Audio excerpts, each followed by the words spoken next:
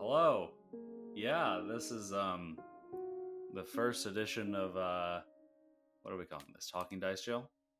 Let's do live from Dice Jail. Ah, even though it's not live in any sense of the word. That's yeah, right. we're kind of just recorded in every capacity.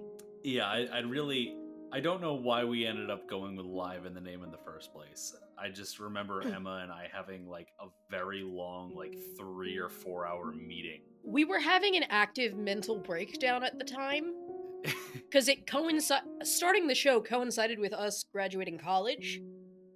Oh, so it Yeah. did. So we were having like a bunch of active breakdowns. And the so name during that several I of those originally had breakdowns chosen. were us trying to scramble for a new name because Cam Yeah. had picked a name and then found out that there was another equally niche podcast that had the name. Wait, really? Yeah. What Our was the original name? The original name was Roll for Perception with ROLE. But Roll Perception is with the same spelling is an existing podcast. Oh, yes. shit. So we sat in his office where he worked at the time and then just yelled several names at the wall. And I don't actually remember how we ended up deciding that Live from Dice Jail was a good idea. I don't know either. I remember distinctly saying several times we should not say that we are live from Dice Jail because we are not live. I feel and like then eventually we just said we had that conversation several times, and then I think we went, well, fuck, we can't come up with anything else. Yeah. What else and are then we gonna do? It accidentally became like a terrible omen. I don't know. I think it's kind of endearing that our live from show is in no sense of the word live. I actually meant the Dice Jail part has become like a horrible omen.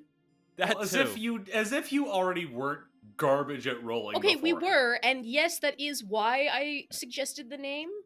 Hey, luck is a skill. Not one we possess, obviously. Not in Pathfinder, it's not. Oh, lordy. Oy vey. Speaking of Pathfinder, our audience members, I'm sure, have noticed that we've taken a bit of a hiatus from Abomination Vaults. I think we've briefly touched on it a few times at like the start of Little Trouble in Big Absalom Part 1, that Abomination Vaults has been frustrating us. Just a wee bit. I've more been telling people that it's slowly been crushing our souls, but frustrating is a nice diplomatic word. Yeah, and that includes me as the GM. It has very definitely been. Excuse me. It has very definitely been frustrating to play because, I mean, in no small part, is that it's a very different campaign than we usually play and than we prefer to play. We're not dungeon crawlers. That's just. Which might be a misconception, because you all came in on us in Abomination Vaults, but no, we're very narrative people. It's Abomination Vaults is the first, at least for me, the first dungeon crawler I've ever run/played. Yes. And it's I've just opened the Foundry world up so that I can look at this stuff. But like it's very. It's a doozy. It's a doozy. It's also worth noting that all three of the cast members who are here this evening, like, their degrees are in screenwriting. Yeah. We're narrative folk. We're the narrative nerd people. We're narrative nerds. Yono writes web novels. Yep. Does he? Wait, what the fuck? What? Yeah, he does. You didn't know this? Where? No, where? I feel like we need to be promoting his web novels, but like. Yeah, what? I don't know if he's written any. I have no idea. Well, I mean, if you click on his Discord profile, not only is his profile picture a character from one of his books, but he's got a link to his most recent one. At least I think it's his most recent one. Oh, his Discord profile. Oh my! I've read like the first chapter. I think I did know this. This entire time, right. I thought his profile pic was like a shield of some kind. I never looked at it very closely. No, it's a little robot dude. Oh my god, it is. But yeah, we're narrative folk. Like, Mhm. and like of all of us, Jacob is the crunchy person, the crunchy like, you know. I brought him back into RPG stuff because I was like, oh yeah, Pathfinder's more tactical than D&D, which it is. But like, even he's a little frustrated with his shit. Yeah. Because you're not designed to win. Abomination Vaults is not designed with victory in mind. It's designed to crush your spirit, is what it is. Yeah, like I'm looking at the Void Glutton right now. Like Oh, plus God, 20 not to the hit. Void Glutton. Plus 20 to hit is such horse shit. Like I just the thing that really killed me was after the session, you and I had this conversation where you went, by the way, that was just a side room. You didn't need anything from that room. You could have totally walked past the room, never discovered it, and nothing would have happened. I think that was the part that, like, enraged me. Quite I was literally like, none oh, of it's important. You put a murder machine in the side of the wall for nothing. Yeah. Like there's quite literally nothing important here. The loot is okay-ish. The experience is fine. The experience is terrifying. Like like the That's XP true. that you get from from an extreme 4 encounter is 180 XP apiece. Which is like fine. Which is like fine. Yeah, but still considering not the worth the loot like that you emotional toll. Yeah, like considering the loot you get from it is kind of shit comparatively to the ordeal. And the fact that it doesn't even really have anything narratively, like all you do is go through these little visions of, oh, look at that, Belcora is shitty. Whoa, who'd have thunk? Belcora lived here? Whoa, crazy. The Necromancer Queen lived in her Necromancer Palace and was a bad person doing necromancy? Who like oh my ate god. hands? That's crazy. Yeah, and that's just like, that was really the kicker for me. It's just like, this was pointless. And, you know, looking forwards, I've mentioned it to Emma a few times, looking forwards through Abomination Vaults, once the author changes from the guy who does the first 4 floors, it looks like it gets a lot better. You know, like the next floor definitely looks to be the same general thing, but with some more variety, like in enemy types and all that. But like the further down, once you go down a few, like another floor, you know, you start getting actual roleplay opportunities. Roleplay in my Abomination Vaults? I know, like the fact where are the abominations? Like the fact that it's a level 1 through 10 campaign and you're not getting really any roleplay opportunities until what would this be, like level 6? Yeah, like level 6 or 7 is kind of shit. It's just wild because like by our standards, some people like this. Some people really do like this, and I can't knock that because, you know, if you're in this for the combat, then yeah, this is probably a lot of fun. Yeah, if all I'm you sure. want to do I'm is sure build if you're a combat focused person, it's just like I feel like every maybe 5 sessions there would come like a point where like we saw a thing and I was like, okay, I'm gonna try and talk our way out of the situation. And there's just not. And there's nothing. No. Like it's just like we have a long prolonged conversation and it doesn't matter because the thing's gonna try and kill us anyway. Yeah, like that's the thing is even like in a lot of the encounters, like it specifically says the enemy will eventually get bored of talking and attack. Yeah, like what's it even outright the goddamn says point that. Then? It outright says that in a lot of things, like with Which, the like, with the ghouls in the library. Oh, when you the like get ghouls. to ghouls, it outright says in a few spots the ghouls will talk for a little bit, but if the party doesn't interest them fast enough or offer to feed themselves to the ghouls, then the ghouls are going to attack. Like, what's even the fucking point then? Well, like, and why, it's like why it's railroading you. It's railroading you into combat. Well, because that's the thing is it is about the combat. The story with massive air quotes exists to let you beat shit up. But the other thing that frustrates me, cathartic to some people, it's just not cathartic to me. But the other thing that really gets me, like, admittedly, with certain things, it's my mistake, like, misreading things, because effects are dense, and there's only so much that I can remember at once. And admittedly, there's moments where I'm not prepared properly, because for some reason I don't anticipate you to do all the things that you do. To but be there's fair, also who could ever things- predict the random bullshit that we do? Yeah. Yeah, fair. But there's some things, like, I don't know if you remember the ghoul tattoo artist. Oh yes, the ghoul Oh, tattoo artist. him. So that guy has an ability, when he consumes tattooed flesh, which makes him, when he eats a piece of tattooed flesh, he regains 46 hit points, and if the flesh was tattooed, he also gains Quickened 1 and can use this extra action to make a Jaws strike. Quickened by default does not have a duration. The ability does not specify a duration.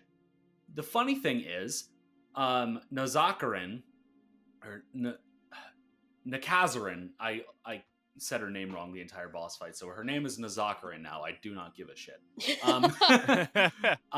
She has basically the same ability, except it specifies a duration. It lasts for 1 round. So, after you guys fought Alarosk for the first time, I was like, there's no way in hell. Like, this does not feel right that he is just Quickened 1 the entire time. Because, I know he's supposed to be sort of a boss, mini-boss. I don't really know if he's supposed to be a boss or a mini-boss. Because he's the same level as Nakazarin, but with none of the gravitas. And, I looked up online and everyone was like, is this intentional? Is this intentional? Because Paizo's not fixed it. Oh. That's the thing, is this module is built officially by Paizo. I even looked in the PDF that I have of Abomination Vaults, it's the same. I looked in Archives of Nethys, it's the same. So I truly do not know. I'm assuming it has to be a typo, that there's no duration. Yeah, there's no way they intended for that to happen. Right? Because that's just insane. Yeah, I cannot fathom that. There's a reason that pretty much all Quickened abilities, anything that gives you Quickened, immediately, is super short and has so many caveats on what you can actually use it for. Because Quickened is so powerful. Yeah. So, yeah, that Abomination Vaults is full of things like that, where I'm just, scratching my head. And it's just frustrating. And there's other things like Gibbering Malvers, which are just frustratingly designed enemies in the first place. Yeah, I mean, they've taken 2 of our party members. Yeah, they've taken not 2 of our party members. 2 of your characters, Colton. Yeah, yeah, Let's 2 be of clear. my party members. And it's so frustrating to me that, you guys are level 5 now, and you lost a player character to an enemy that you lost a character to at level 3. Yeah. Yeah. And it's just the enemies are very frustratingly designed. It's part of the reason that I want to homebrew everything at Solar Frost as much as I possibly can. Mm-hmm. Also because I like the idea of Imelon being a fully independent setting. Yeah, it's wholly your own. Yeah. It's one of those things where it's just man, this kind of sucks. Because, as a GM, I want you to win. I think that's the thing that always gets me, is when Yono's haha, fuck you, we're winning. It's okay, good. I want you to win. Yeah, that is my goal. That's the plan. Yeah, the plan is for you to be successful in this encounter. If the plan was for you to make us miserable and die all the time, I feel like that would be significantly easier. Yeah. If my plan was to make you miserable and die all the time, then I would throw 7 Hermaphanies at you intentionally all the time. Exactly. And you haven't. I've only done that once, and it was Just a the horrible, one massive time. mistake that I acknowledged immediately. I keep getting distracted because I have a wallpaper engine wallpaper open on one of my monitors, and it's a bunch of clips from Bionicle ads, and it's just distracting the hell out of me. You and the goddamn So, Bionicles. I just need to move a window in front of it. There we go. That's much better. Did I ever tell you my dog is named after a Bionicle? You're kidding me. No. When I was went on younger. a first date and talked about Bionicle, Colby. We'll get to that. I need to hear about the dog. Yeah, so my dog, when I was younger, he was a little Pekingese Terrier mix. He actually passed away a few years ago on Thanksgiving Day, of all things. Yeah, he shot himself to death. I'm not even joking. Oh, God! Dear. I mean, I'm only half joking. It was liver failure. Oh my God! No, yeah. Christmas Day of the previous year, he got Lyme disease. But I digress. Poor dog. There was this. Oh, he was. I need to show you a picture of him because he's just like Colby. He was a mess. He had like one bug eye, like one like a fang. But he yeah, there was this one Bionicle movie that like my siblings and I loved as a kid. It must have been the first one, but there was one part that we always quoted from it. At the very beginning of the movie, one of the characters is like looking for another one, and so he's shouting Takua. Oh my God, yes, that's from The Mask of Light. And yeah, so you named your dog Takua? Yeah. I never watched these movies. That's okay. You don't have to. I did force you to watch part of one at one point. No, you didn't. I think. And No. now, my stepdad loved that dog so much that he named his publishing company after him. Is that going to get your stepdad's publishing company in trouble that he's technically calling me? I don't think so. I don't think so. No, probably not. Bionicle's long defunct at this point. Also, he's not. The company's not named after Bionicle. It's named after the dog that was named after Bionicle. Yeah. There's a difference. I don't know if the copyright lawyers will see it that way, but okay. Good Lord. Well, if Lego's lawyers haven't gotten to it yet, then they're not going to get to it anytime soon. Let's be real here. Fair. Oh my God. I mean, I think Takua, it like in general is like, I feel like that's an actual Polynesian name, isn't it?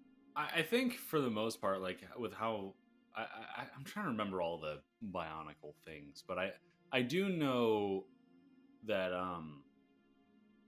like the names all changed at one point because Lego accidentally made a bunch of the names really offensive. Oh my God, really? Yeah, they did. So they built it into the lore that it was like, and a coming of age naming day where they add like extra syllables to make them not real names anymore. At least I think that was the story. I don't really remember. It's been a while since I watched the 9-hour Bionicle lore video. But don't worry, he'll be watching it immediately after this. Good, Honestly, as you should. I very well might. I've been meaning to go back and watch it again because it's fascinating, you know? Yeah. So for the visuals for this episode, is it literally just going to be like an image of Colby's dog? It's going to be an image of Colby's dog with the stars in front of them from the Abomination Vaults intro. Oh, lovely. Yeah, with the purple stars that I was so proud of myself for making. Even though they were just, the version 1 was just super simple in After Effects, and then version 2 took me way too long in DaVinci Resolve. Understandable. Yeah. Speaking of editing, for the viewers, I don't think we ever like properly announced that Colby was editing the Little Trouble in Big Absalom. Yes. You did episode 1. Yes. But yeah, I pawned the rest off on you. Yes, you did. Yes, you did, and I am a-okay with that. Because lucky for me, I enjoy editing. Yes. And mayhaps we'll be doing. I mean, not mayhaps. I'm intending to do this as a career. Hell yeah. So that's a good thing. And admittedly, I haven't had the time to actually go through them, but like, I'm hoping that they are. I'm hoping that they're of better quality than what I've been doing, because you're much better at editing than I am. Oh, shucks. I haven't watched your episodes, so I can't say. I love the fact that like done great. we're all sitting here like I have no idea what the finished episodes sound like. Yeah, like that's the thing, is the only person who actually knows what any of the finished episodes sounds like is the editor, which in the most Right. part, which for up until now has been just me. With and like with respect and love, I just don't want to relive any of this all over again. Oh yeah, I mean that's the reason that I talk never... to y'all enough each Yeah. week anyway. I mean that's the reason I never touch the episodes again after I'm done rendering. Like it's one of those things where it's like oh, I love that dog. Colby just sent a picture of the dog in the chat. That doesn't look so much like a dog so much as it looks like Chewbacca. Yeah, that's what we would compare him to. There's this one great photo that I have of him, of when he had Lyme disease. Our aunt was dog sitting him, and so she sent us a photo of him screaming, and she said he won't stop screaming. And I'm trying to find that photo right now. Oh god. So I'll let you know if I do. Please do. I think we absolutely need that photo. No ifs, ands, or buts about it. Can you tell that this is a whole group of people with ADHD? Oh, what? Yeah. No. Because I just literally forgot what we were talking about. We were talking about editing. Yes, editing. That's right. Oh, right. How when we first started the show, and even to this day, whenever I talk to my family or friends or whoever outside of this group, everyone looks at it and goes, "Oh my god, it's so long! Oh my god, these are so long. How does any? You can't expect anyone to listen to this." And it's like, okay, but like, yes, comma, that's what actual plays are. God bless my poor sister, who actually I think suffered through, like, I want to say the first like 5 episodes. Oh Jesus, and those were rough. That was before we had Zencaster. That was before that was before a lot of audio specs. I can't even blame her for giving up. I'm like, that you tried. Oh my god. Sorry, I found the photo. That is amazing. Okay, so all the background images are just gonna be of Colby's dog, right? Yeah, it's just gonna be a slideshow. Yes. You know what, Colby? I'm putting you in charge of editing this since we're not doing a session of very well this week. Colby, you're gonna be in charge of this. Colby, you're gonna do like an in memoriam slideshow for Takua. In the arms of an angel, fly away. Anyways. Yeah, in case anyone was wondering, scheduling got weird, so this was Plan B. Yes. This was Plan H. What do you mean? Well, I was trying to be optimistic. Plan Z. The day crabs fries. Listen, Emma, you were not in the call before we started this. It was chaos. What was the cats and dogs? Like? It was Colby and I just going back and forth, being like, we could maybe do this, but like, no, that'll be shit. Yeah. We can maybe do this, but like, no, that just won't work. And then it was like me opening something up. I was like, oh, maybe this will work. This thing that I found on Steam, and then just going through it and being like, suffering through the tutorial, and then being like, yeah, no, this is not gonna work. Yeah, we briefly considered doing a Fistful of Flowers. just trying to quickly run that, but we would not have been able to make that in time. Yeah, that's the problem with all those one shots is that they're designed for like 4 to 6 hours of play. Yeah. God. Like I think I saw one that was like an Extra Life thing. I think it might have been I don't remember what it was called, but it's the 5e Extra Life adventure that like the Lokatha race is from. Or the 5th edition version of the Lokatha race is from. And I want to say it is specifically a one shot that is meant to be 8 to 10 hours long. Oh. Good lord. Yeah. One shots are not one shots for us. Like that's the thing that they are not.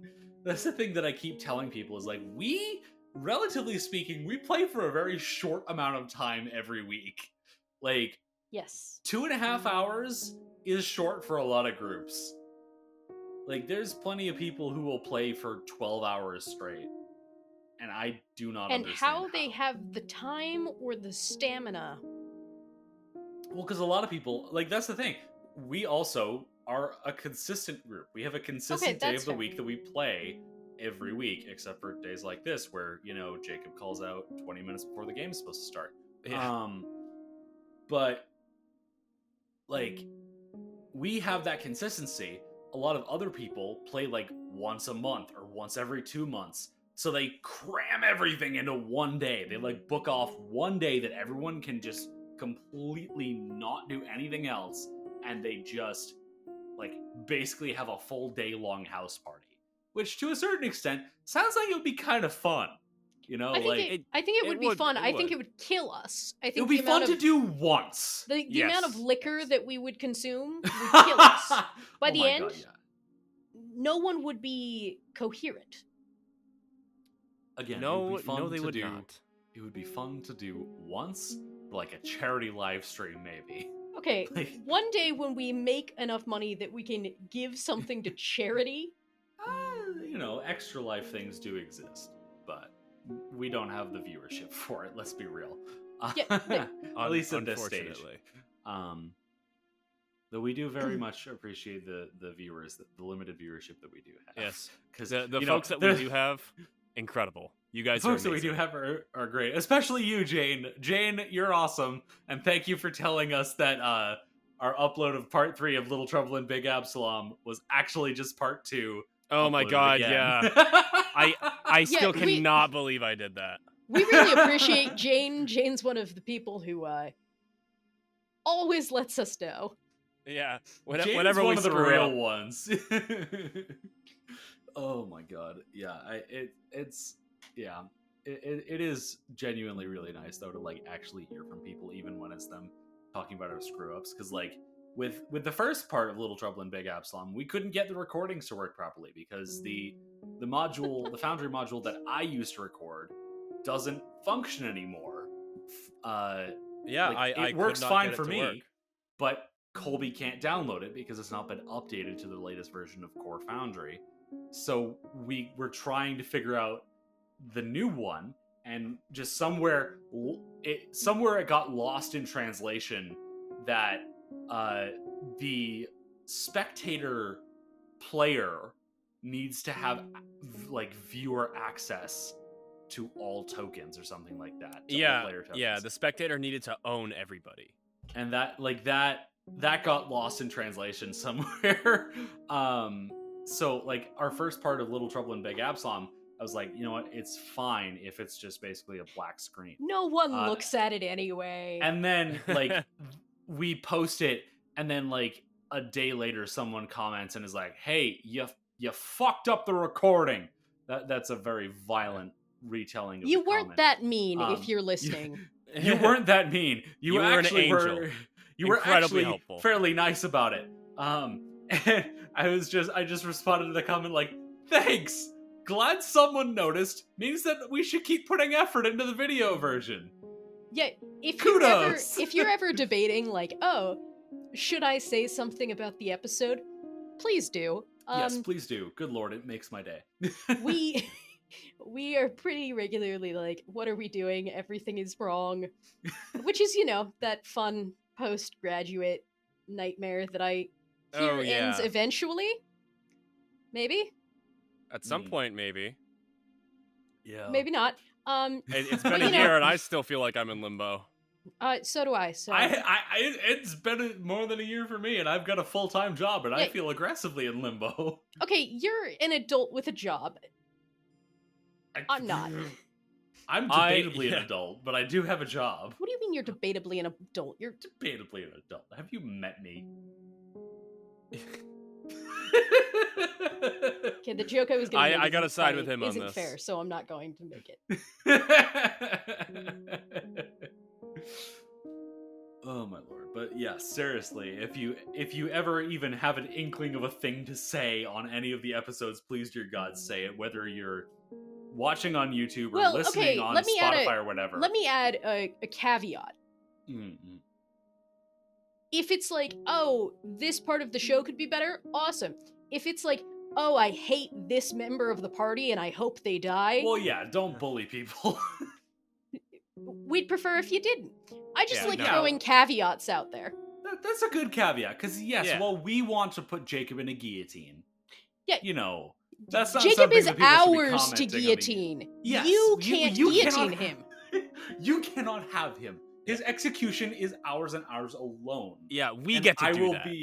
Yes, and we're not sharing. I will be executing him for the party in approximately a month when I go to see him.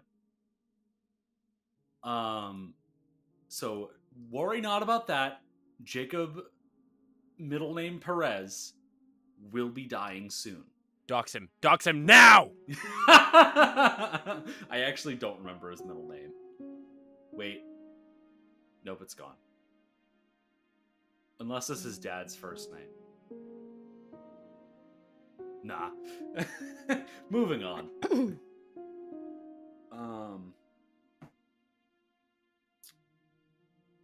Anyways, I guess I mean, I've got to say I'm really glad we started Soul of Frost. Yeah, I think that was a good thing for us. It's definitely a good counterbalance to Abomination Vaults and me trying to shove little story elements into Abomination Vaults. I mean, don't get me wrong. I love Petra Palmer probably as much as a person can love their Pathfinder character. She's just in a hellscape that I hate. Petra Palmer is just in a constant state of anxiety. That's because I'm in a constant state of anxiety. I was gonna say, I think that's just MMAs. Like, yeah, it would have been a lot better if I had built a character that I grew to hate. If I had made Woosbert. Oh god, for this. I loved how much you hated Woosbert.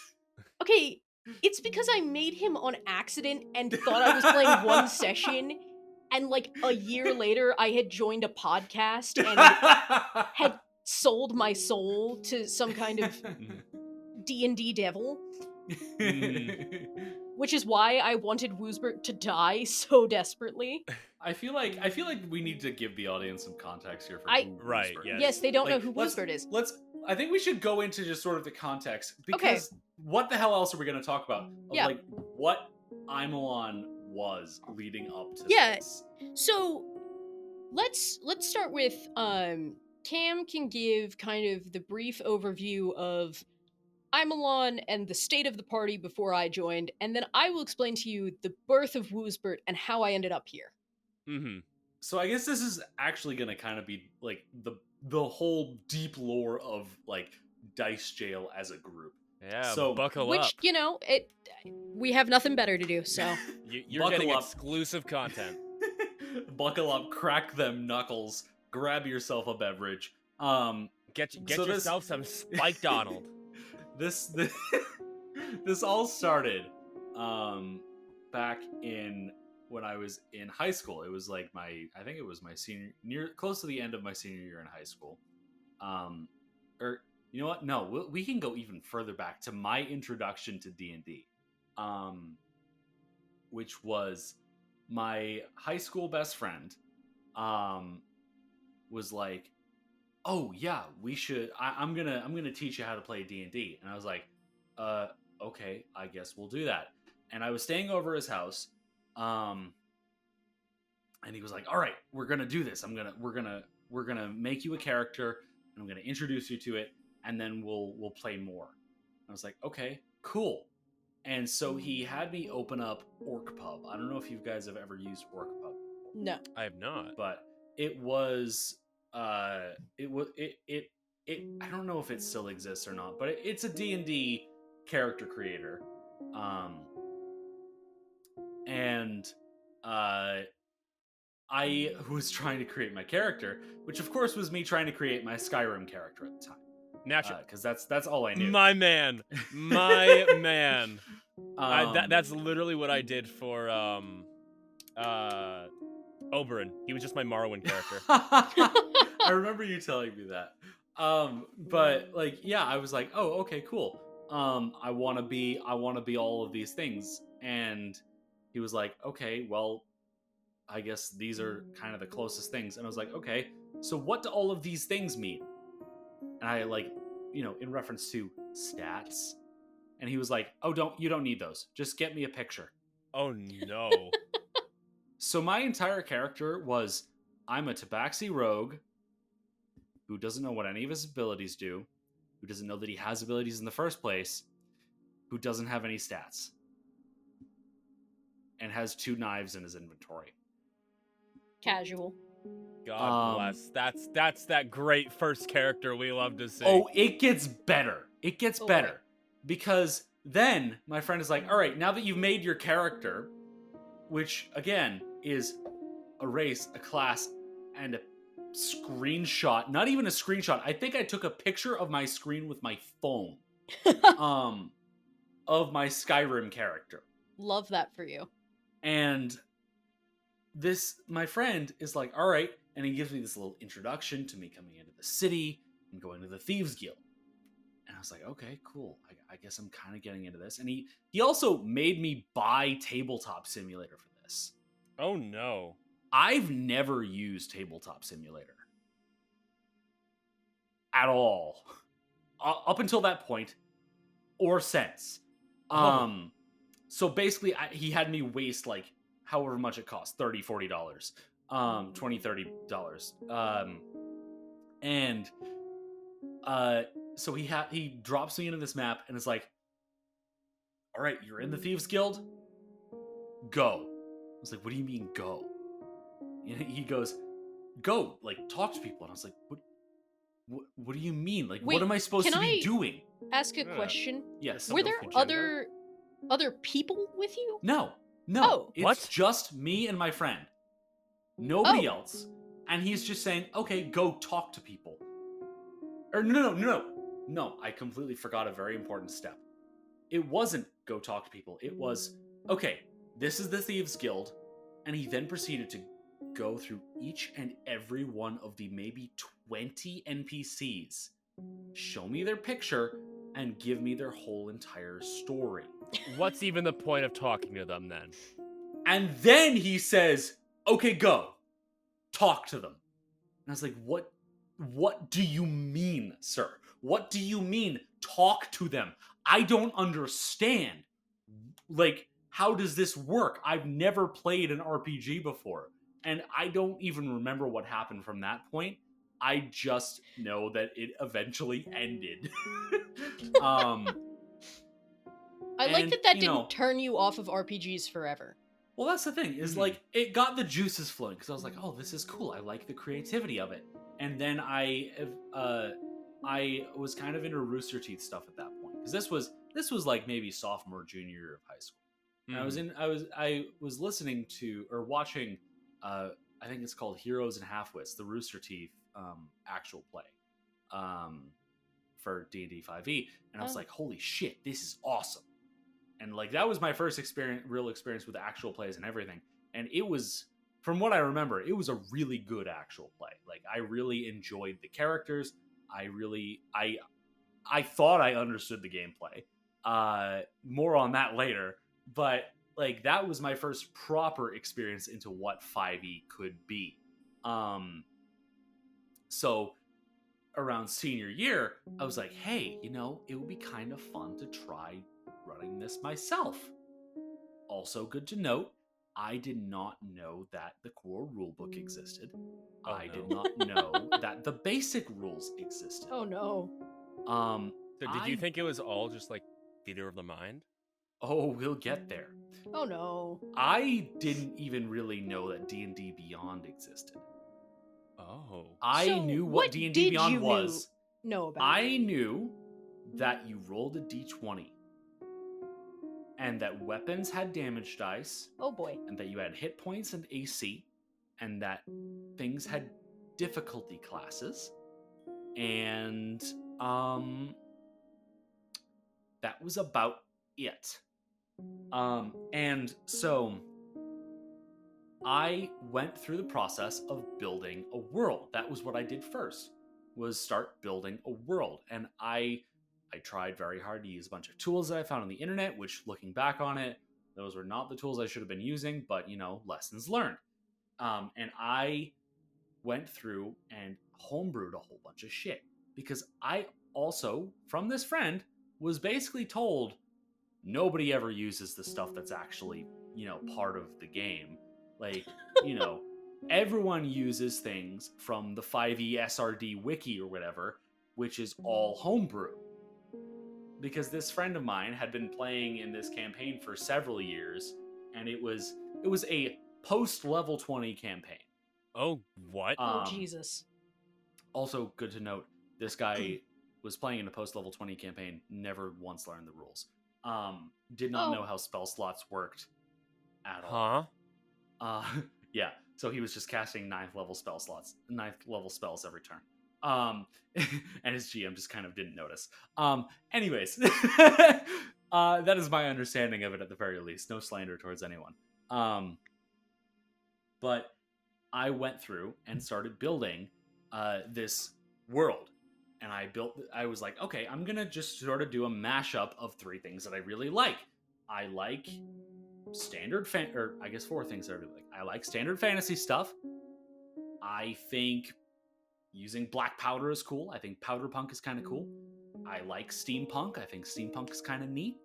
And I like cyberpunk type shit a little bit. I think that sort of sci-fi aesthetic is neat. So that's how we ended up with the last bastion being the fantasy elves, the steampunk dwarves, and the black powder. They weren't even called the Outcasts yet. They were just, I think they were called the Greenskin Pact or something like that.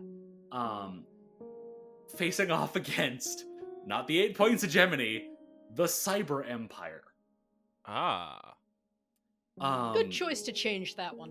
I'm very glad that I changed it because I realized pretty quickly that it was stupid. But and I set it on this world called Vafamel. Vafamel was a world at that point. That was the whole entire world. Was just this one continent. I think I did know that. Called Vafamel. And I was like, okay, yeah, this is the thing. And certain things are still persistent with today. Like, the 2 factions are still fighting their war. The Warforged, or the robot people, are their own sort of neutral party. That's always kind of been a thing. And the orcs and goblins home area has always kind of been a zombie wasteland. That's all persistent. What wasn't persistent was things like the fact that as part of my homebrewing, I homebrewed a bunch of classes without understanding any of the rules. Oh no. And I sort of kind of bullied my friends who I convinced into playing with me to use those classes. That did not function.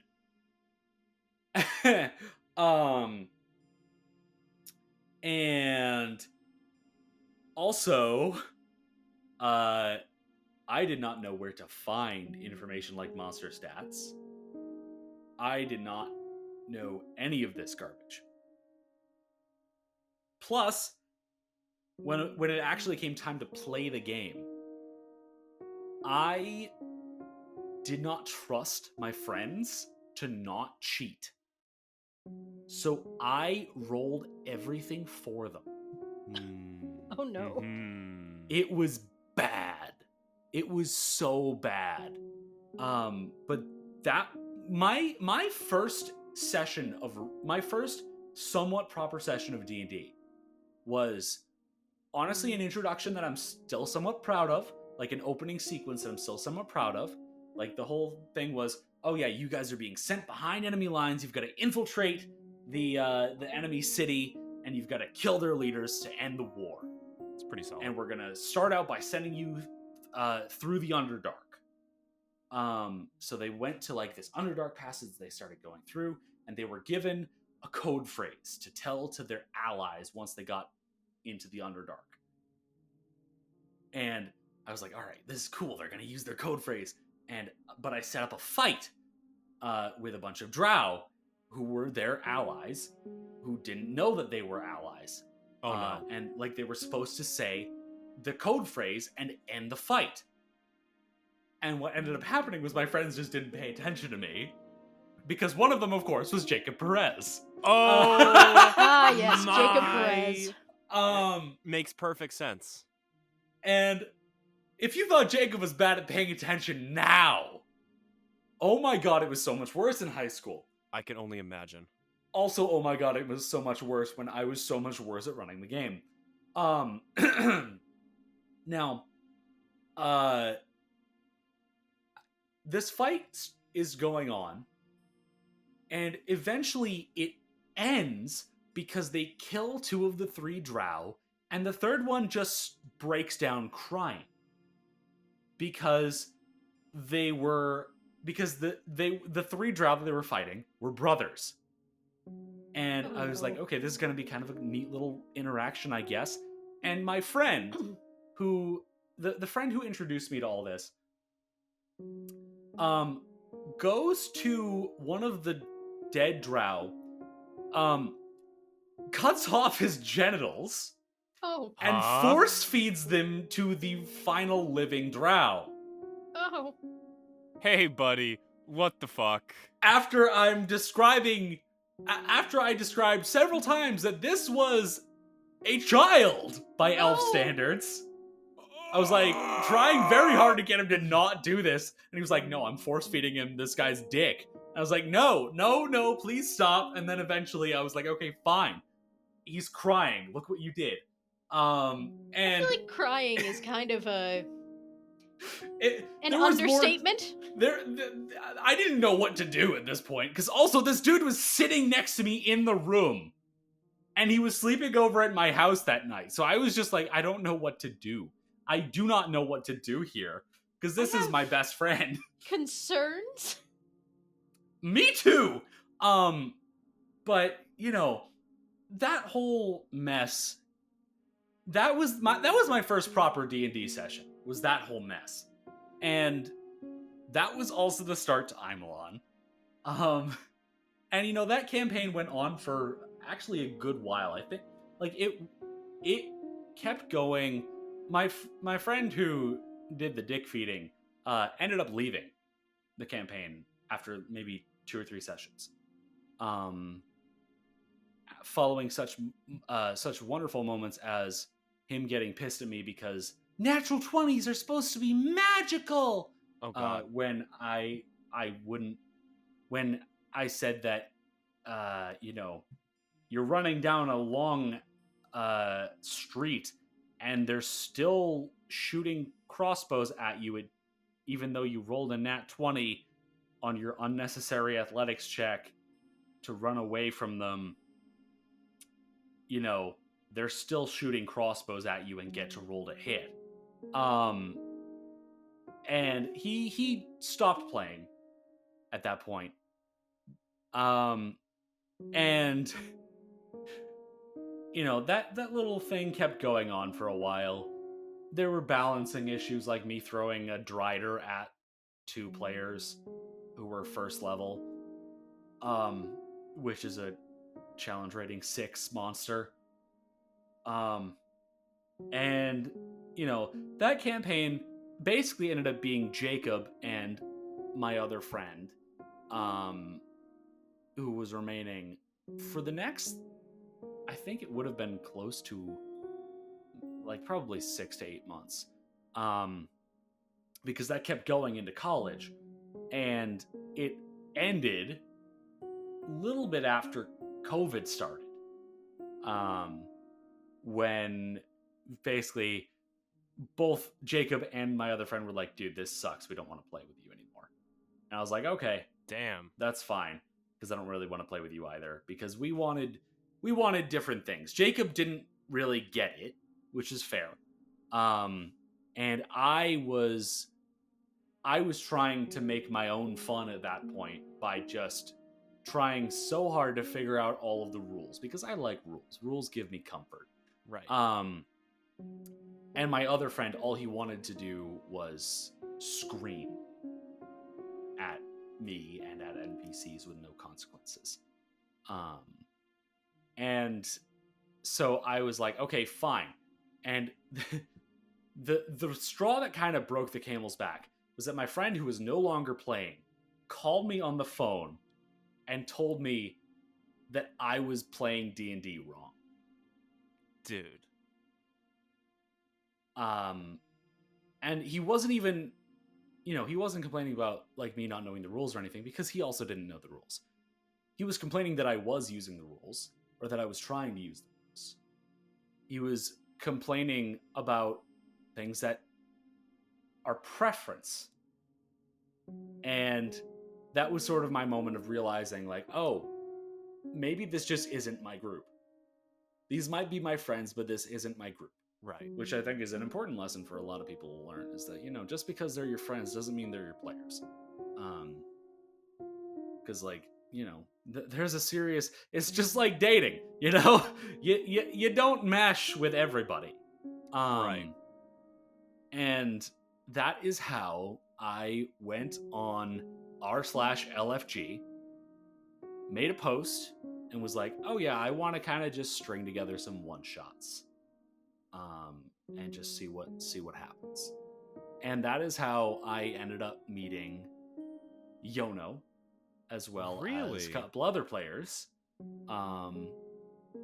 Was during the height of the pandemic. We were in complete lockdown, and that's when I started running this campaign. And it was, I will never forget our Yono and I's first session together, because I ran this one shot that I managed to actually make a one shot, barely. And has that ever happened again? No. No, I don't think it has. But I was using, admittedly, I was using this really good supplement. Shout out to Nerzugel, I think is the name. I still use some of his stuff, even I converted over to Pathfinder, because it's just really good materials. You can find it on Drive-Thru-RPG. But I will never forget getting to the end of that session and like all of the players being like, holy shit, that was awesome. It was the first time that anyone had actually enjoyed something I had run. And that was the moment where I was like, holy fuck, I can enjoy this. Oh, dude. This can be a good thing for me. This isn't me just desperately smashing my head against a wall. It's not that I suck, even though I definitely was not, I didn't have a whole lot of experience at that point. But like, it's not just that I suck. And so that's again, that's how I met Yono. We played that campaign for several months, up until partway through sophomore year of college, when one of our players at the time left to go to grad school. And this was a Forgotten Realms, a homebrew Forgotten Realms campaign. And as we were concluding that, I was like, hey, I have had this setting that I've been sort of reworking, and I'd like to play it. And Yono and our other player, who was still with us at the time, because that's a whole story for another day. But the other player who was still with us at the time and Yona were like, yeah, that sounds great. So we got 2 new players, one of whom was Rachel. And what I ended up doing was creating Imelon, mixing up elements from Vafamel, the already existing setting, doing things like, changing Cyber Empire to 8 points hegemony, giving them some actual lore and all that jazz, as well as combining aspects of a board game I had tried to design. So that is where Presage, Foretoken, and Omen all came from. Those were the names of the continents in this fantasy war game that I had tried to design in high school. Really? Which is another little fun fact for you. And then what we ended up doing was I converted the Dragon of Icespire Peak adventure to Imelon. For anyone who doesn't know, that is the D&D Essentials Kit adventure. And we played that for quite a while until we hit a TPK. And at that point, I was like, okay, well, here are our options. A, we can make new characters and try to continue this campaign. Or B, we can go full homebrew. And the players were like, let's do full homebrew because, all the things that we've liked about playing Icespire Peak with you is the stuff that you've made up. Which also was a moment where I was like, holy shit, this is great. I like this. And that is how the Dreamwalkers started. Was with us TPKing in Dragon of Icespire Peak. And the Dreamwalkers was like my first real proper homebrew campaign, knowing a lot of the things and having experience, like a lot of the experience that I have like needed to like learn how to GM. Mm-hmm. And admittedly, I didn't do a great job. And part of that is because I studied abroad in Dublin. And there's a lot in there that, I'm not going to talk about here, but it was a mess. And that is sort of where Emma comes into the story, was during the opening arc of the Dreamwalkers campaign, where while I was running Dreamwalkers, I was also running a second campaign for Emma and a couple of our other friends, which kind of wasn't going well for a multitude of reasons. But Emma, I don't even remember exactly how I was like, oh yeah, you should join this game. Oh yes, allow me to cut in. Mm-hmm. Mm-hmm. Here's what happened. So we lived together in an apartment with how many other people? 5 other people? Yeah, 5 other people. There were 7 of us total. Yeah, so we lived in an apartment together. And he was like, "Oh, I want to like play D&D with like these friends of ours." And so we had started the sessions. We made it through like 2. We got through like 3. Okay, we made it through like maybe 4. 3 or 4. 2 were like functional. Yeah. 2 were functional. And like it's a story for a different day, but one of those had like my greatest all-time roleplay moment. Oh yeah, that was so good. We can tell that story now another I'm day. Curious. But Let's put that in the backlog. So some time had passed, like we were having just the absolute worst time trying to make this work. I was in another campaign with another group, and one night that Cam was playing, I don't remember, what day did you pick of the week? You picked was it still Thursday? It's always been Thursday. I think so, when I originally started the group, it was Monday, but like it's been Thursday for years. So it was Thursday, and with the time difference, things were happening at like 2 a.m. our time, mm-hmm. And I want to say that it was like my birthday. It was like my birthday, and Cam was like, "Hey, I'm playing a session. You should just come and listen in." I was like, "Okay, sure, whatever, man." And so like, Cam and I weren't really good friends at that point. Like, we were starting to be friends, but, like, you know? Yeah, we were still in the process of building that relationship up. And so he was like, you should listen to my, like, session tonight. And I was like, oh, Jesus Christ, it's 2 a.m, but fine. And so I came in. The first thing that I was ever asked was Yono asking me if I was a type of cheese, what cheese would I be? Incredible. And I maybe said mozzarella. I don't really remember. I just remember being like, it's 2 a.m. What the hell is happening? Oh my God. It wasn't 2 a.m. It was 5 a.m. When we were in Dublin, we played at 5 a.m. Good Lord, how did you Seems survive? inaccurate, but whatever. It was At least far it felt too like early. 5 a.m. It was, not the right hour. It was the wrong hour. And so I listened through the session. I was like, okay, this is nice. I'm going to go back to bed. I'm going to have my Thursdays back.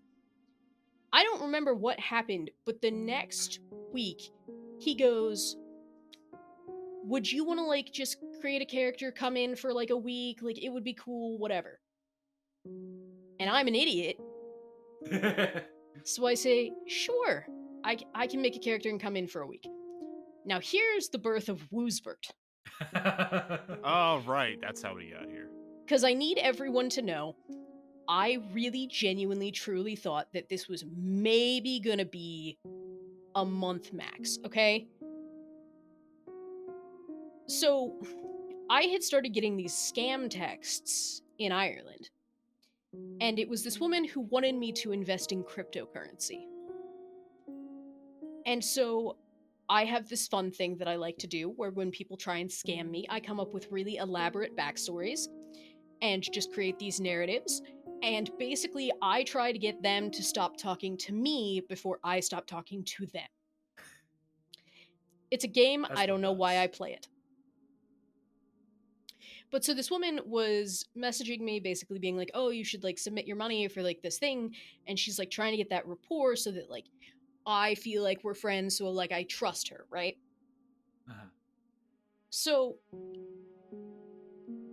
I was like, okay, well, I gotta come up with a backstory for this person.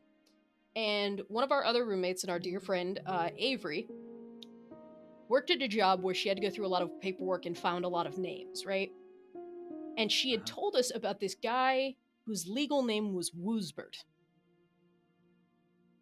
And we were always just like, oh my God, Woosbert. So when I needed a name, I was like, okay, obviously I'm going to say that my name is Woosbert. And then I was like, what's the most boring last name I can possibly pick? And the answer was Smith. But because Cam's last name is Smith, I made it Smith with a Y. And I created this backstory that he was a Lithuanian fortune teller. Oh? Yes. He was a Lithuanian fortune teller, and he had recently broken up with his girlfriend Cordelia, who wanted to become the Lithuanian Steve Irwin, and that they had broken up because the snake had bit him in the face. And I had, like, this whole crazy backstory, like, at some point, like, vodka bottles were, like, glued to his hands. Like, all of this stuff, right? And eventually, I get this woman to leave me alone. But this happened right around the time that Cam was like, hey, do you want to make a character? And I said, oh, you know, it would be fun if I make Woosbert Smith the divination wizard with a beast tamer ex-girlfriend. So I made that character. And he was unbelievably frail. Woosbert was such a terrible character. In Like, so many roleplay-wise, ways. Woosbert was great. I loved Woosbert so much. In But, like, every conceivable, because I didn't build him for longevity, right? I was like, oh, like, he'll just be here for, like, a couple episodes and then he'll leave and it'll be over. But it was like the second that I agreed to step in, 2 of Cam's other players backed out. And so it was suddenly like, oh, actually, I need you to stay so that we have a functioning party. And Woosbert Smith just kept getting dragged along at the brink of death. No, I should note, I don't think I ever specifically said that. Said what? I don't think I ever said that we needed you to stay to have a functioning party. No, but that felt like the implication at a certain point. Oh. Regardless, yeah, so suddenly I'm here with this character who's about to die. He's on death's door every single session. And I'm like, this is it. This is finally the time that he's gonna die. But I had a really strong, conviction that I wasn't gonna kill him, right? I wasn't gonna, just let him die by, jumping off the cliff. But if he died, I would have sung and danced and held a parade. So that I could have done something conceivably useful. But no, Woosbert Smith kept surviving. I swear to God, you spent more time unconscious than conscious. That is completely true. Though, however, Woosbert was involved in the murder of 2 gods and did turn that horrible thing in the desert into a turtle. This is true. What was that? Was that the Nightwalker? I think so. Yeah.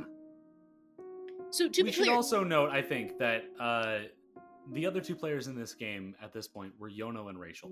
yes, And Rachel's character was a cleric rogue, and Yono's character was a dex build fighter, which, as anyone who's GM for 5e can probably agree with, that shit is not fun to play with. So Yono was basically the only one actually Yes. getting anything done in combat. yes. And so I was like, please let me die so I can do something. And he wouldn't fucking die. He would not die. And then we stopped playing Dreamwalkers because we were like, okay, we're gonna do this podcast thing and we're gonna swap over to Pathfinder. No, you've missed a bit. You've missed a bit. Where? You've The missed the introduction of entire Colby? introduction of Colby Caldwell. Oh, Yeah, my apologies. So what happened was that after they killed a god for the first time, Yono was like, shit, I'm going to grad school. I'm not going to be able to play because one of my classes is on Thursday and I can't pick another one. Which is something that has happened, as our viewers might notice, has happened a couple of times, but no longer because he is fully done. But so the party went down to just Emma and Rachel for month, at least a month, if not more. That was rough. It was rough. And the entire time I was trying to find a third player. And at this point, we were in our senior year. We were working on making our senior short films. And my lead actor was Colby. Hello, For my short film, which took place in Imelon. And I was like, one day we were in our After Effects class, and I just looked at him and was like, you know what? Colby, are you free on Thursday nights? And Colby was like, yeah, I think so. And I was like, you want to play D&D with me? And Colby, I don't even remember your exact response, but it was something along the lines of, fuck it, why not? Yeah, I think that was my exact response. Just like, all right. That sounds about right. I got nothing better to do. Yeah, and so that's how Bogwog was born. Oh, Bogwog. Oh, Bogwog. That beautiful, beautiful Oh, bastard. beautiful, beautiful boy. Who That also was... helped kill a god. Yes. Yes, he did. It was the first thing he ever did. Bogwog was my, he was my Gripply, bard. He was a wandering troubadour who just wanted to record stories. And actually, a little fun fact, before the creation of Thicket, when we were discussing, creating a new Imelon campaign, one of my original ideas was actually to bring Bogwog back as a witch. Oh my god. I think we do need to bring this concept back at some point because it was so cool. I love this concept. So witches have familiars, and in his case, the familiar was a leech that attached to his head to suck up all of the stories that he had collected, but it disguised itself as a hat, like as a wizard's hat. Oh, I need this. I need this. So, I would 'cause, bring like- back Woosbert for this. because like with my original iteration of Bogwog, I didn't really know what to do with him. Because he was only really the second character I had ever played. The third one. I had and I still do. I have another game going on with another friend from college, and it was his game where I had my first character. He was a changeling. It was Descent into Avernus. My first character was a changeling rogue named Jib. Yes, that's another Elder Scrolls reference. And I used his changeling abilities maybe twice in the entire campaign. Because I had no idea what I was doing. And it really, it wasn't until my next character, for our, the Curse of Strahd campaign that I played, with that group, where, I made a artificer alchemist, sort of like a, mad scientist type deal, because it's Curse of Strahd. You gotta do the horror tropes. Named Desiato, and yes, that is in fact another Elder Scrolls reference. And that was the second character where I sort of that was the first character where I really sort of knew what a story was. And I actually figured out how to play him. And Bogwog, I had a bit of a basic understanding of what I wanted the character to be, but he was still sort of floundering, pun intended, because I think vaguely he was kicked out of the circus, or he left the circus. There was a circus involved for sure. He had left the circus or something like that because he had heard about the Dreamwalker's deeds or some nonsense. Yes. You were coming to find us, but we don't know why you were coming to find us. Yeah. And then you didn't know that we were us when you found us. Yeah. After you wandered into an extra-dimensional storm. Hey, it happens to the best of us. But yeah, the character didn't really have any long-term goals. Nothing specific. So I didn't really know what direction to take him. So the whole brain parasite thing, for me, that was that's a cool hook. I can do something with that. So if, upon the finishing of Soul of Frost or Abomination Vaults, or upon you losing another character, or upon me losing another character in Abomination Vault. No, my new character is specifically less likely to die. Fingers crossed. I do. You say that, but he did die the last session. Yeah, he got better. He got better. But yeah, if I get another chance to make a character, I want to bring back that Bogwog concept. Because I think there's a lot of fun to be had there. Yeah. On the top, we had Bogwog come in as part of that, and then we kept playing that for a while, and I don't remember exactly how the Pathfinder conversation. Well, I remember how the Pathfinder conversation came up. Yes, it was because the whole OGL nonsense. Yeah. Yes.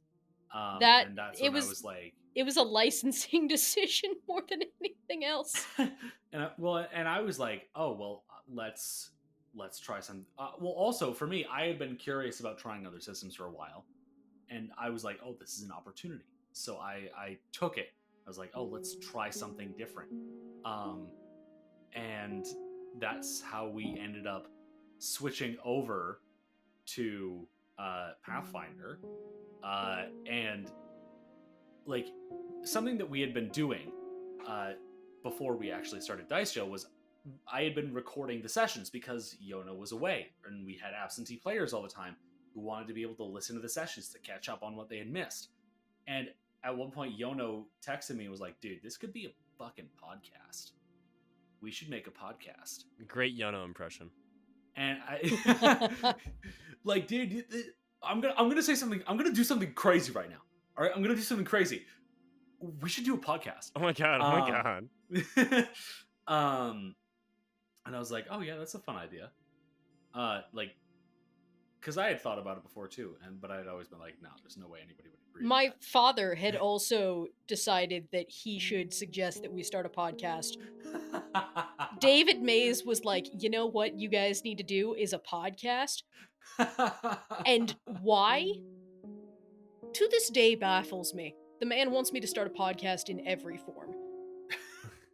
I mean, I feel like you should start a podcast in every form too, because you're just so interesting to listen to. Mhm. How does that manage to feel like an insult? It's not. You're just interesting to listen to, and I don't know what other words to put in that sentence to make it sound better. You just have the most unique things to say. You sound like an angry aunt. You're being passive aggressive to me at Thanksgiving dinner. But that was how we ended up with Abomination Vaults. We put Dreamwalkers on what we thought was just hiatus, so that I could rewrite the entirety of Imelon to fit with Pathfinder, and all the new ancestries and shit from Pathfinder, and B, so that I could strip out every single piece of D&D lore. Well, Cam, do you remember how you and I started to have this conversation? Because I texted you, and I said, my dad is being ridiculous. He thinks we should start a podcast. And he went, oh yeah, by the way, I've been meaning to talk to you. And this man went, I think your father is right, and I've been meaning to discuss it. And I went, what is wrong with the men I know? And then I agreed anyway, like a moron. Don't you know, white men yearn to podcast? Exactly. Apparently you all yearn for podcasting. We yearn to podcast. And apparently that dream is being projected onto me. But we when I finally, after several months, ended up getting Imelon to a state where I was happy with it, we were discussing how to get back to it. And at first we were like, oh yeah, we'll just finish Abomination Vaults. And then we realized that Abomination Vaults was going to take us a very long time. Mm-hmm. Many so we moons. decided on the 2 campaigns thing. And then we ended up not going back to Dreamwalkers, which honestly, I'm kind of happy with, because I was not pleased with how Dreamwalkers was going. I felt like I was running out of ideas, because admittedly, I was basically just copying the structure of a medieval, like pretty spot on. Like the PS1 game, Medieval? No, a medieval, the New Blood game. Oh, it's one of my favorite games, and I was like, oh yeah, this is great, because you're going to different worlds, fighting new enemies in every world, and you know, it's a fantasy themed FPS. And that's basically what the Dreamwalkers was the characters going to these different little pocket worlds, fighting a bunch of shit, like basically in mini dungeons, and collecting a stone at the end. But that with was massive amounts of travel time in between. Massive amounts of travel time, because I did not know what else to do, and I knew there needed to be something else.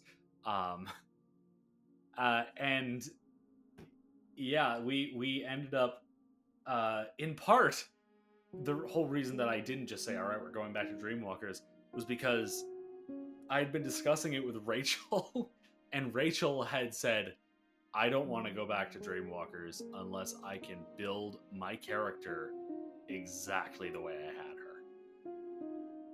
And I was like, okay, but like that stuff doesn't exist in Pathfinder. These are not things that exist. These are not things that you can do. And that is how that conversation ended up starting. And I sent so many surveys to the group to fill out. So many surveys. Oh my god, that's right. Because I did not know how ranked choice voting worked. Yeah, that went bad. But regardless, we landed on starting something new, and we landed on playing something in Salter. Because another campaign that I had played, that I had dragged Emma into, was Actually, on that one, I kind of dragged you into it. this is true. We kind of dragged each other in. You dragged me into the group. I dragged the whole group into the campaign.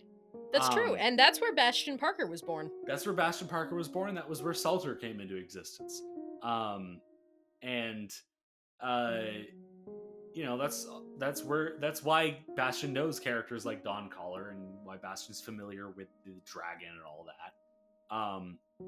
And we landed on playing a campaign in Salter. I don't even remember what the original prompt was that I gave for like what I the don't campaign would be. remember either. I will say it is funny in some respects, because every time you and I, when Dawn Caller and Bastion are speaking and we allude to like the party who died, those Like, are we all the just can't player talk about it. characters of this other campaign that we were a part of, and then we just retroactively decided all of them except this one died. From hypothermia, no less. Yes. So wait, was Dawncaller an actual like PC? Yeah. Yes. Oh. She had hair though, because she was a Goliath at that point. Ah, I see. Because the non-town used to be Goliaths. Before Oh, the that rewrite. makes a lot of sense. But yeah, we ended up going with the Salter campaign.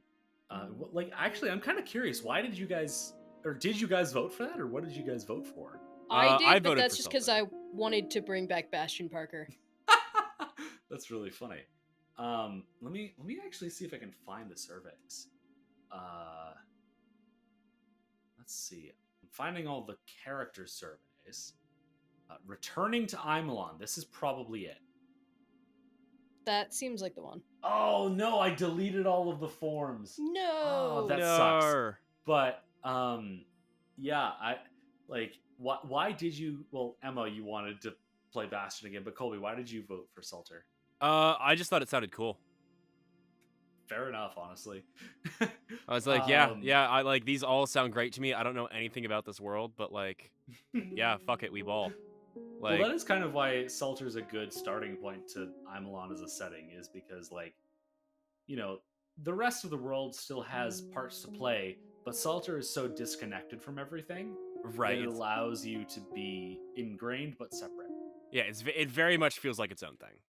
Yeah, it very, very much is its own thing, which is honestly something I appreciate, because up until this point, like the audience, I know you guys probably don't know what, and like jack shit about what we're talking about when we keep talking about 8 points, but like 8 points are basically the big bads of the entire setting. Yeah. And every other Imelon campaign up until this point, they have kind of just turned into the big bads. Because when we were playing Icefire Peak, like, yeah, the big bad was technically still the dragon. However, really, it was the Presage ambassador, or the 8 points ambassador to Presage, who was actually the big bad, because he was blackmailing them. And when it was the Dreamwalkers, actually it turned into 8 points being the bad guys, not whatever extra-dimensional nonsense was happening, because 8 points started invading another continent. And I now do remember when that happened, and I remember being like, what the fuck are we doing? Yeah, I honestly, it was because I didn't know what else to do. Like, Fair. I had never created the best villain I think I've ever created was that ambassador. Mm. And I was like, okay, I'm just gonna try to recreate that, because you remember how I was at that point. I was not doing good. So Cam was just having a strapped for crisis. ideas. Cam was having several crises at once. As Well, you do. I was trying to minimize, but Yeah, it's very refreshing to have Salter, where, you know, 8 points, the effects of 8 points in the whole Vophmelian War thing are still felt, but they're not the entire story. And I think the other thing that's important to me is that because there's so many more options since we switched to Pathfinder, we've only got one Vophmelian character in this campaign, where in every other Imelon campaign, of like 3/4 of the party have been Vophmelian characters, which is part of why 8 points is involved all the time. Mhm. Is because Well, there's so and if many you wanna get- Vophmel characters. technical, Bastion's not even Vafamelian, really. Well, I guess she is. Yes, she is. But she's not like a Vafit, you know what I mean? Well, you are from Vafamel. Okay, fair. The brain is Bastion, and Bastion is Okay, from Vafamel fine. because Bastion is a Vafit. We should talk about Vafits at some point. We That's really probably an should. important thing because I'm sure people have been like, "What the fuck are they talking about, Vafit?" But It's Cam's magic human word. we'll get to that. Well, I guess we can get to that now because I was running out of things to say. Well, but, I have to go to an RA meeting in like 3 minutes. I can hop back on Well then. after. I just have to do that. You know what? No, I think that's probably a good wrapping up point, to be entirely honest. Fair enough. Because we've been talking for like 90 minutes. So Oh my god, we have. I guess that's a story for another day. Even. I guess we'll so. get into those stories for another day. I guess if you enjoyed this Talking Dice Jail, or whatever we ended up calling it, Live from Dice Jail. live from Dice Jail. If you enjoyed live from Dice Jail, I'm not marking it as live from Dice Jail. We're I'm calling it marking something as different. Talking Dice Jail. Ah, come on. But if you enjoyed Talking Dice Jail, let us know, seriously, because we'll do this more often. We can do We this. will- We're friends. if We you like wanna talking know to each other. Things about characters, if you want to know things about the world, we can't shut up. If you want to know about the entire process of filming Cam's movie that Colby starred in, I can Oh, talk what a about it for time. hours. Or Colby's What? movie that Cam starred in that has nothing to do with D&D. Oh, that's Or right. my yes, movies. my I mean, movie. Actually, if you want to talk about movies, we will not shut the fuck up. So, Literally, just if you want us to talk, leave a comment and we'll talk more. We can do that. Oh, we can If talk. you want- we can if you want talk us to your talk on ears off. any topic, just put it in the comments and we will. we we will are speak all to you. friends. We are all genuinely friends who enjoy each other's company. Like, I don't know you about know. that. Except Fuck for the you. times we want to stone Oh. each other. well, yeah, we frequently want to murder Jacob, Mhm. but you know that's a whole different kit and caboodle. And But remember, regardless, you do not have permission to murder Yes. Jacob. only Only us. That's but- our right. Yeah, if you enjoyed, let us know. And sorry, there's no proper episode this week. Again, blame Jacob. We will send in photos of dogs, Mhm. so we can Yes. just have a Oh, stream yes. of like dog images for you all Please to look do. at on the YouTube. Absolutely. I talked about my dogs and all that, but like I didn't even mention my dog with a diaper. Oh my god. See, now we have to have another episode to talk about the dog with a diaper. Exactly. So if you would like to hear about the dog with a diaper, let us know. All right. Alright, I we think will be that's it for Back with us. you next week for hopefully an episode of Soul of Frost. If not, you'll be the first to know. And I think that's everything, right, guys? That's everything. Yeah, All that's right. about it. And then in Alright. 2 weeks' time, we will finally close out Little Trouble in Big Absalom. Hopefully. Hopefully. I'm going to Alright. go. You do that. All With right. love. Goodbye. Goodbye, All right. everyone. We want to give a special shout out to our first member on Buy Me a Coffee, Jane Meyer. Thank you so much for your support, Jane. And to anyone else who would like to support us in exchange for some pretty cool rewards, you can check us out on buymeacoffee.com/livefromdicejail.